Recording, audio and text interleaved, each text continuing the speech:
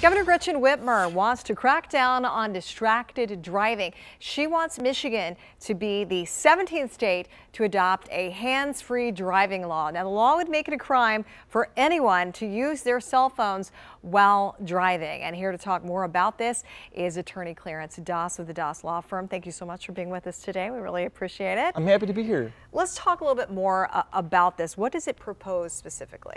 Well, the law essentially expands the no texting while driving law to say that you can't use anything in your hand except your steering wheel while driving. That means no emailing, no texting, no social media, no kind of communication while you're driving except for your GPS, and that has to be the one that's built into the car already. Okay, so if you have a phone, you have to put it down, put your hands on the wheel, and are there extra penalties if you are texting?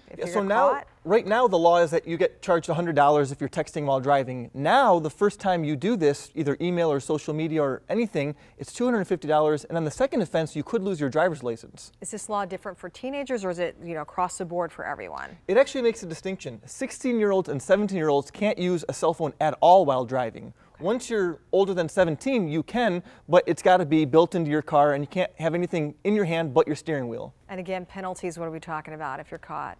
So you could get a high civil infraction fine, so it's going to end up on your driving record like any other ticket, but then you're at risk of losing your license the more points you get, and the fact that you would get a second offense for doing it, you're at that point going to lose your driver's license. So what kind of reaction are you hearing from people about this? Well, in 2017, there were over 5,000 accidents from distracted driving in Michigan. So most people think it's a good idea. The concerns people are having is not everyone has a car built in 2019 or 2018 that can have this kind of capability. So if you have an older car or a car that doesn't have this technology, how do you comply with the law? Lawmakers are saying, well, you need to buy things to adapt your car to the modern age. That's not as easy for some people. So they have to figure out how to make it work that it protects the public, but also protects you as the driver and not infringing on your ability to drive. It's interesting because I have GPS built into my car, but I can't operate it while I'm driving because I think it's, for me anyway, it's too complicated, so I have to pull over to type in, the address and that kind of thing. But again, built-in GPS is not impacted by this. That's correct. You can still use GPS. You just can't be using your cell phone while doing it. And I think there needs to be a medium between the automakers and the states when it comes to this stuff to make everyone happy. Do you think this will be enforced? I think it will be.